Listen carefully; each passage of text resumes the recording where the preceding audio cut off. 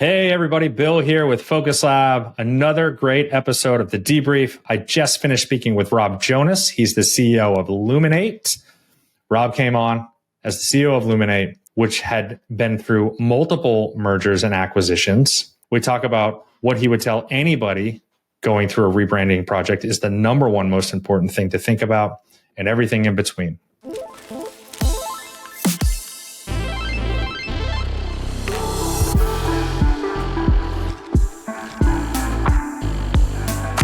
Rob, hello. How are you? Hi, Bill. All good. Thanks for inviting me on today. Yeah, of course. Happy Friday. We're not supposed to date stamp these things. Who knows if it will launch on a Friday, but it is Friday and it's worth celebrating. Happy Friday, sir. Happy Friday to you. Quickly, before we jump in, I'll just do a quick reminder for all of us watching, listening, etc., what the goal of the conversation is. The goal of these conversations is to highlight what it's actually like to go through a rebrand. I think it's easy for us as an agency to always talk about our perspectives and try to share to the best of our ability the perspectives of our clients, customers, etc. But what better than to actually hear from them in person about what they've experienced? And then thankfully, we have the context of, well, we did it together. Focus Lab worked with you and Luminate team to go through a rebrand, so we can now talk about it. But first, can you quickly tell the people who you are and what you do? Yeah, happy to. So my name is Rob Jonas. I'm the CEO of what is now Luminate. We are an entertainment data and analytics platform. So we operate at the intersection of this phenomenal growth that the entertainment economy is going through, but at the same time helping make sense of the massive disruption that's happening to the music, TV, and film industry today, providing them with answers and data and helping them navigate this complex new world they're all living in. Interesting and complicated. Yes. Mm-hmm. Is that kind of the short and sweet? Yeah. Yeah. Okay, great. So I'm going to lead us out with a little bit of a fun fact. I went digging this morning in prep for the call, and on July 27th of 21, so July 27th of last year, that's when you reached out. That was the first email. I was curious this morning, how long ago was it that we started this journey? David, our friend David Hertog, had introduced us together, and that was the beginning of our rebrand journey. Exactly right. And actually, it's interesting because that was very soon after I joined the company that was at the time named P-MRC Data. And I know we're going to talk about some of the reasons around sort of why this project in a moment, but that was really within the first couple of weeks of joining the company. That's how important this project to me was right from the get-go, kind of coming into this business. Yeah, you're right. And I had that queued up actually because I'm curious of what that was like coming into the organization, taking the CEO role, and then saying we need to actually think about brand and going through that process. So we're more than a year, I guess, to come back to that date, we're more than a year past. So this will be a good chat. We haven't spoken personally together since then. So we'll get to talk about how the brand is performing and all those things. But first, I like to lead with pre-project questions. So the first question is, coming into that organization, new CEO, how did you know that it was time to rebrand? Yeah, I think that really goes back to sort of the discussions I went through coming up to joining the company. So the company has a really interesting history. It was originally structured as a joint venture between two well-established large companies in the entertainment space, and the name and the brand at the time really reflected the fact that these companies came together and formed this JV. The name itself reflects the two names of the two companies that created this JV. And even very, very early on, it was pretty clear there was probably a lack of coherence, lack of understanding around what this brand and what this name really meant. And even doing my research before joining the company, people were sort of questioning, who the company was, what the different companies were within this JV that had been created, and a little bit of a lack of coherence around what it was trying to do and what it stood for. So it was top of mind, really, even before I came on board. Yeah, I love that. There's, I've been trying to come up with these statements that I think tell the true story of what brand is. And one of the recent ones I've been using is organizations, they don't buy a rebrand, they buy organizational clarity, right? That's what they're ultimately trying to achieve. That sounds like you fell right into that camp. Y'all needed that. Yeah, exactly right. And we had, we had three different companies that came together to form one company. All of them brought their own brand names, their identities, their history, their heritage. And in some cases, some of these brands went back 20 or 30 years. Part of the company came from from Nielsen, it was the Nielsen music business, and there are storied names within that business around things like SoundScan, which really go back to the 80s and 90s. So we had a lot of kind of complexity to manage through and kind of bringing some coherence to these things. Yeah. Not easy, but interesting and fun. I think so. Anyways, I'll speak for myself. Fun when you get to the end anyways, right? And everything's like, we got there. So we hit on the taking over as CEO, and you kind of hit on the next question already, which was what was the main pain point? I'm assuming that was the pain point, trying to get everybody in line on what's our purpose, what's our mission. I think we even supported you on coming up with core values, unified core values. Yeah, exactly right. I mean, I think a lot of this architecture, this brand architecture piece was fundamentally missing for fairly obvious reasons, with three companies being combined together. I mean, I think there was even some more unique complexity around the fact the company was called at the time P-MRC Data, and P-MRC, for anybody in the music industry, they understand that even that's got a very specific and interesting meaning, which was P-MRC was the Parents Music Resource Center created in the 80s to put the explicit advisory lyric stickers on CDs. So there was even that confusion around, well, does this have anything to do with that body from the 80s or not? Which of course it doesn't. But there was just so much complexity around the naming and the architecture that we had to get clear and support our objectives going forward. Yeah, so you hit on naming, which was then there had to be a new name. I couldn't recall actually, so I'll ask you now in the moment. What were we able to connect you to Lexicon? Is that how did you even get in touch with them? Yeah, that's exactly right. So, our first conversation with you guys, we're obviously talking about the fact that we had to do this massive branding project. And of course, we had to come up with a new name for the business as well. And you're quite right. You connected us with the team at Lexicon, and we had to run those projects in parallel for most part, and then a little bit of serial activity as well. But you're exactly right. That was a big project before we could even get into working in depth with you guys. Yeah, I'm glad we were able to help you in that way. Shout out to the Lexicon team. Awesome group over there.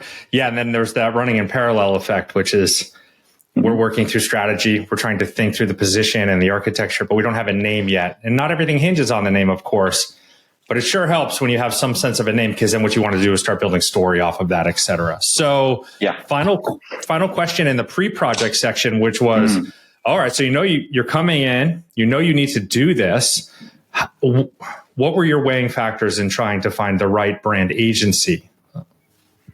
Yeah, I think, again, we thought our business was complex and unique, which I think most businesses do. We're not a media business. We're not a pure SaaS technology business. We're a data company. So we needed somebody who could really understand that what we do is a little bit different from everything else, and not just put a pattern on top of us and use that to kind of build the brand and the identity. So that was really important. I think as well, speed and agility were really, really important. We came into this project with a very ambitious deadline. I think when I looked back and looked at the timeline this morning a little bit, our kickoff meeting was in mid-November, and we always had a very clear intention to announce this brand at the South by Southwest event in mid-March the following year, which put us on an incredibly tight timeline for a branding project, let alone a naming and branding project. So finding someone who was willing to work with us on this really ambitious timeline was really important. And I think the third thing as well is really important is, we really wanted a partner who was enthusiastic for our mission and our business.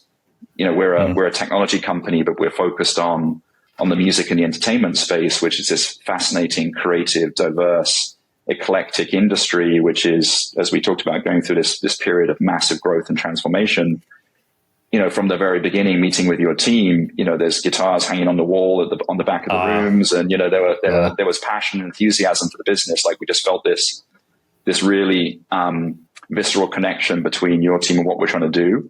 And I think, in terms of what that did in terms of aligning with what we were looking for in a partner, is we wanted to make sure we had somebody who was really bought into what we were trying to do. And that was a kind of a key criteria for us as well. Great. Happy to hear it. There are a lot of guitars hanging in the background of many of the team members' offices. Funny enough, I've started playing recently with my son now as he's on his guitar journey. And I'm in the conundrum of like, am I going to be the guitar on the wall person? I don't know. I'm not there yet. I don't think you can fight it. I think it's going to happen. It's inevitable. One thing I do want to touch on though is speed, right? And I know you're not trying to do this, and I'll add some other clarity here. I wouldn't even say that we are generally a speedy shop, but efficiency. How can we have a process that can get us going back and forth, and we can achieve a lot in what still might feel like a long timeline, 12 to however many weeks, right? It's still months and months of work, but in a way that we're continuing to chip away and making significant progress. I want to give you a high five in this comment, which is that takes both parties to be able to do that. It's easy for us now, 12 years in, to follow our process and to know what we need to achieve every week and send stuff out. It's not always easy then for an organization who doesn't go through rebrands every 3 months to say, okay, we need to meet, we need to discuss, we need to organize our feedback, we need to ship it to them and follow this ping pong. So you were instrumental in that process as well. So I wanted to mention that. Yeah, thank you. And I would say as well, look, the process that Focus Labs run, was a new one for us. So, the distributed nature of your team just works very, very well. It worked very well for us, especially seeing as a lot of our team were very distributed at the time. But you're right, it's efficiency versus speed. It's really saying that we should expect these deliverables to happen at this certain time. And this is what is expected from us as the client in order to allow that process to continue to work. The focus team were very, very clear in explaining it up front. And as soon as we understood that and recognized that was going to be helpful for us in terms of reaching our deadlines, it allowed us to kind of really lean in and engage on that. And I think in a way that was really effective for us. Yeah, I empathize with all clients and customers because it is not easy though, right? Because it can feel like there's this constant push. Imagine you're building a house and the architect or the builders are like, we need you to pick the tile by the next Tuesday. We need you to pick the wall paint. You're like, God, these are big decisions. And natural tendency is to slow down, think, deliberate, maybe procrastinate, etc. But then you've got the other force saying, we don't have time for that. There's a timeline and a deadline looming out there. We got to make decisions, but not be forced as well. And man, what a delicate balance that is. And I agree. And I think as well that the timeline does help. I mean, I think one of the interesting challenges on this project was, some things are very data driven. Some decisions can be made using data and inputs from our team and from your team. Some of the decisions are very emotional. And when you move to a consensus driven model, if you don't have like a timeline and a deadline around that, these decisions could go on for weeks and weeks and weeks. So just having that construct in place was very helpful for us in terms of managing our own process as well. Yeah. And as a final point on that, quite honestly, because this is what the value of these calls are, is like sometimes it's actually really hard for certain clients, right? That construct and those rails actually feel really limiting and like they're getting crushed under the weight of that decision making. But because it is so emotional and then data driven and then emotional again and subjective and objective and all these things. But that's the rebrand journey. All right. So then we get into the project. So you do your renaming with Lexicon, awesome team. We start working through the strategy and now we're in the project. So what would you say was the most challenging aspect of the project for you navigating that? Yeah, I mean, we touched on a few of these already. I think one perhaps we didn't touch on was even before we kicked off the project, we did have to do some work to convince everybody why this was so important. So again, going back to, how quickly we kicked this project off with me coming on board, speaking to the team, speaking to the existing management team, speaking to the board and saying, within the first 30 days, why this is so important. So there was a level of education and convincing around why this was going to be sort of one of the 3 or 4 sort of key projects we invest in for the first 6 months of my tenure in this role. So that was, challenging, but we got through that. We touched on timeline. We came with a very aggressive timeline. I think the feedback from your team was, that's a very aggressive timeline, but we'll see what we can do, and we'll get to it eventually. But we were able to mostly meet that. Running naming in parallel was a challenge. We had to kick off a lot of the strategy work with your team, and we haven't discussed this certainly internally at Luminate, but we ran for a period of time with a very different name for the business before we finally settled on Luminate, and that was an interesting and challenging part for your team where several weeks into the project, we kind of had to take a direction change. And that did affect the timeline, and it did affect the process to a certain extent. But that was a very tough part of the project to make that change and go back and revisit some of the things we'd already worked on. Operationally, at the same time as working on this project, we were also building our own team internally. When we started this project, it was me and one person in our marketing organization. We've now supplemented that, and we supplemented that throughout the project with more team members coming on board, including David Simon, who joined us mid-flow on the project to run the whole marketing organization.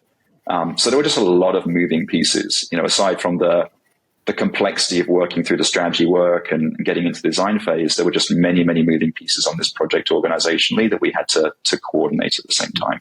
Yeah, I mean, then those are just some examples, right? And I think you're wise to say, and this is just the rebrand project. The company still has other things it needs to do, right? The whole thing doesn't come to a halt and then everybody just focuses on rebrand.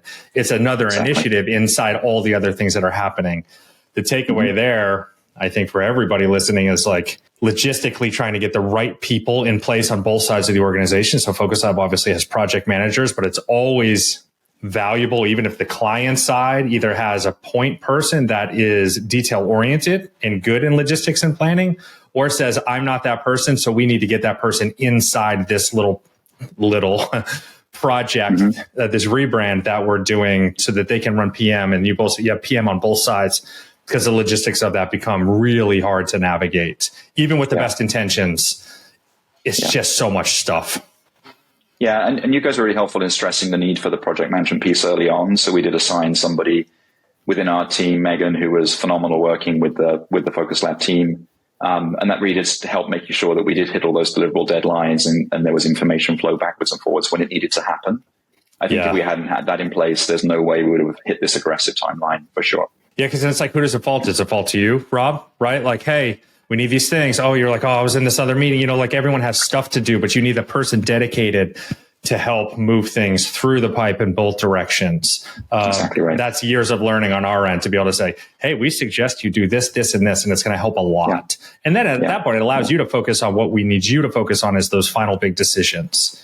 Yeah. We're going to go with this strategy. We're going to go with that strategy. What about this versus that? What was the most surprising is the next question. It looks like you were going to say something. Feel free to, if you want. Yeah, I was just going to say the other sort of challenging part of the project was, the upfront work that's done around strategy and positioning and words, was incredibly important. I think, a learning for me was, and I'm sure you have this from other clients you're working with as well, everybody wants to get to the visual piece, right? Because that's the sort of the fun, sexy part of the whole project. Just taking a breath and really spending time focusing on the strategy piece and thinking and being very thoughtful and intentional about the words used to describe the business. If we hadn't taken direction on that and really focused on that, then I don't think we would have got to as good an outcome. I think that was challenging for me and some folks on the team who are not used to doing that work up front. Yeah, it's okay, now we're going to slow down. It's like, no. We don't want to slow down. We want to speed up to that thing that we're really eager to get to. I appreciate you saying that. It's no different than really great paint on a really crappy house structure, right? Like you have to get the foundation and the frame right. You take your time to get that right, and then you can really build something substantial. So I think that's a fair challenge to call out. And most people do struggle with that. They really want to get to that design phase. And as our company has gotten bigger, that design phase actually pushes further and further out, right? In year 2 of our business, we probably get into design in week 2 or 3. Because strategy is either tiny or non-existent. As we become more mature as an organization, we understand the point you just made. Strategy becomes longer and more intensive, more valuable, but it pushes that design segment further down the line. Yeah. People are like, when are we going to get to design? Thankfully, like yourself, a lot of clients trust what we know to be true, and they go through that process and they do see that value and they find it as well. Yeah. So next question.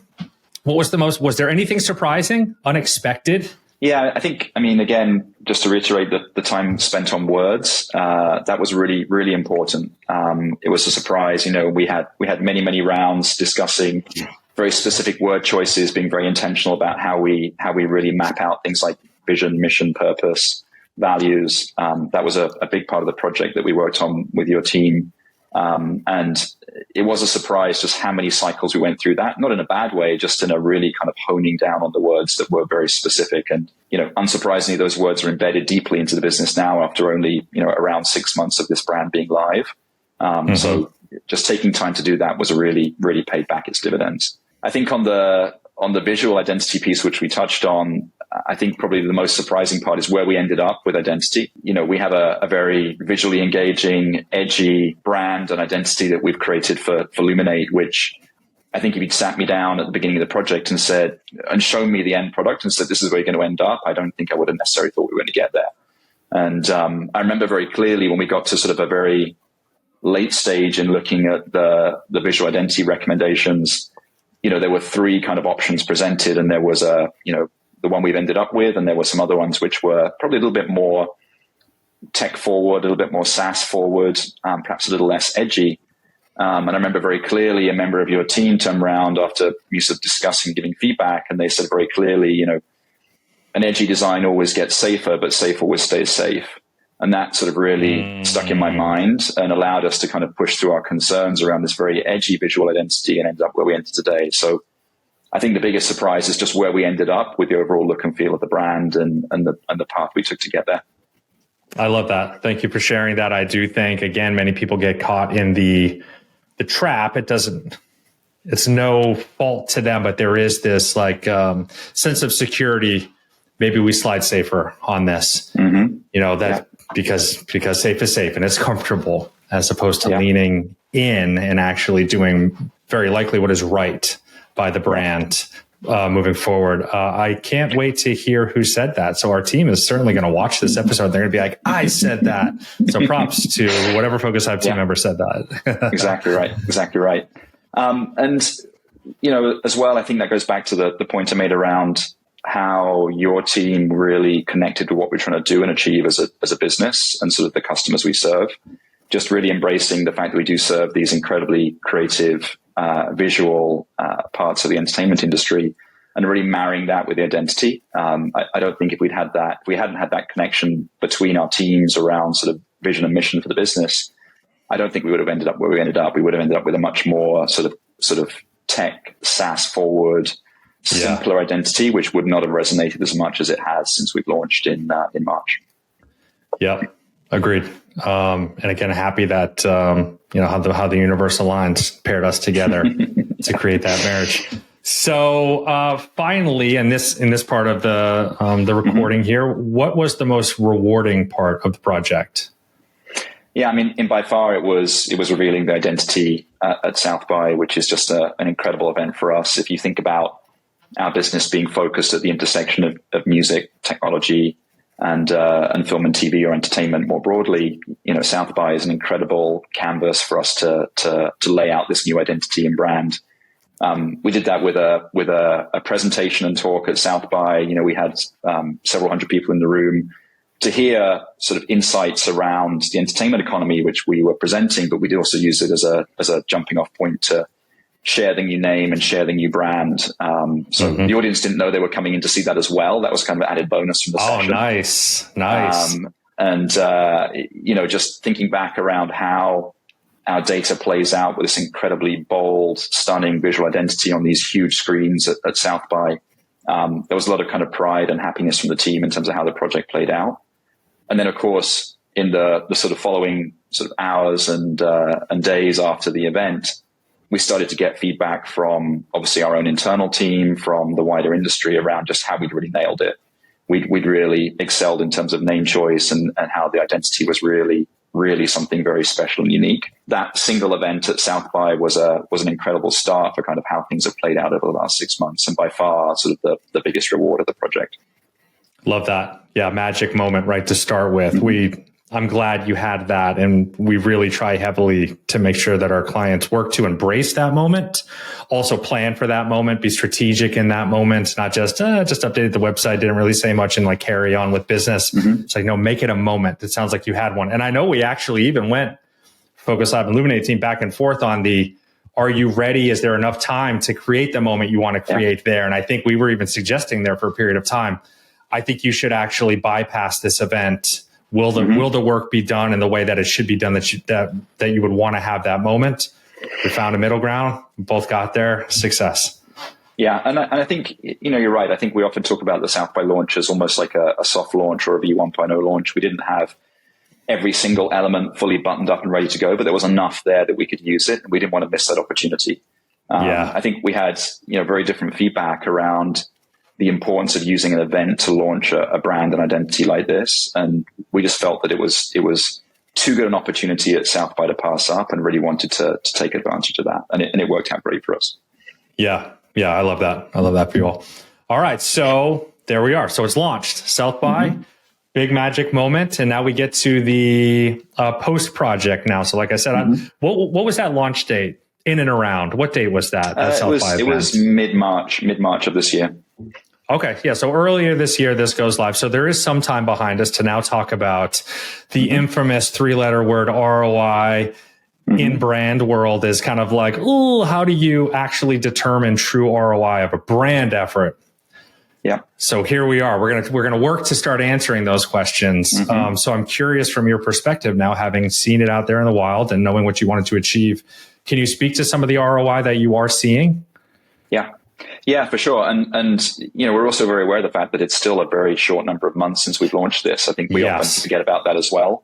I was actually going back and looking at a board deck from a board meeting in late Q2, early Q3. It was that where we kind of were doing the analysis of the actual brand launch. It was that recent. And I always forget that when I think about this from an ROI perspective. But some of the things, both anecdotal and a little bit more scientific. So number one, we've just had very positive feedback from customers, partners, the wider industry. Comments like, you finally got it right. This is incredible. It's so exciting. It's so different. Those words that come to us, which are really important validations of all the work that's been done. I think sort of some other areas we've looked at, our business is growing incredibly well this year.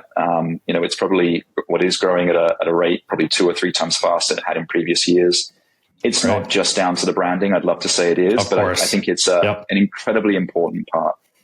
Going back to some of the reasons why we kicked off this project, there was a lack of coherence about who we were and what we stood for within the industry.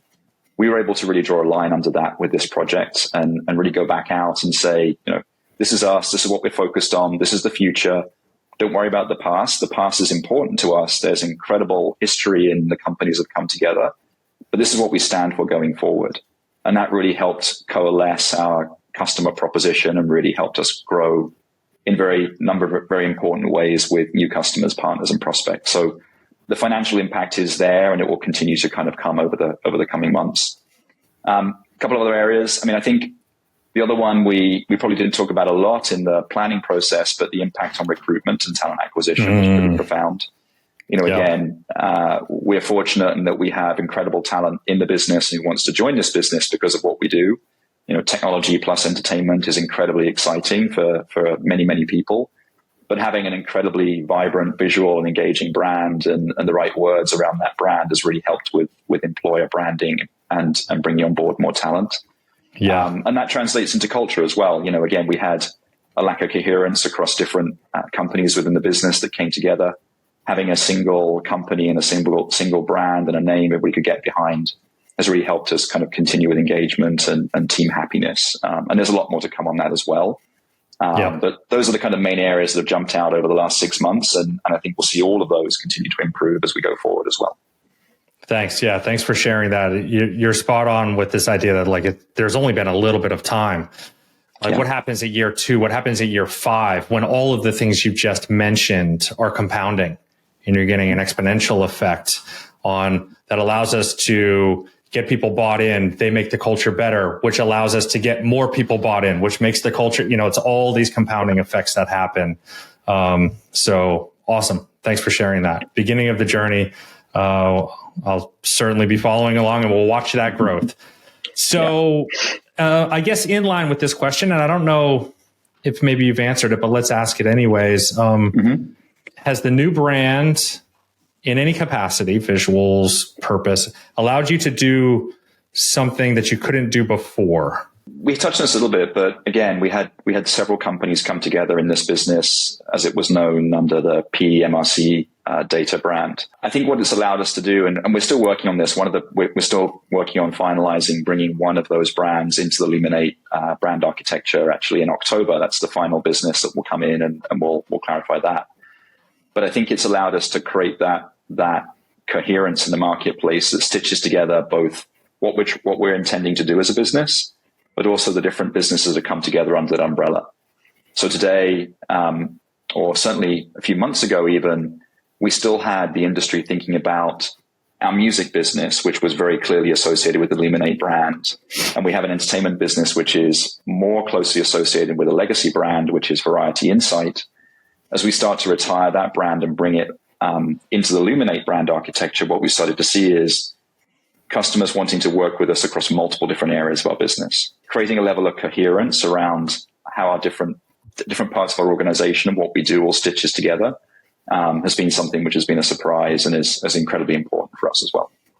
Love that. Great. Really glad that I asked that. So we're at the 30-minute mark. I'll kind of wrap us up here. One final closing question for you. And now this is you really speaking to whoever's watching and listening. If you were sitting down with a friend, colleague, et cetera, and they said, hey, we're going to rebrand, and you could just give them a piece of advice before you do that, what would you tell them in that moment?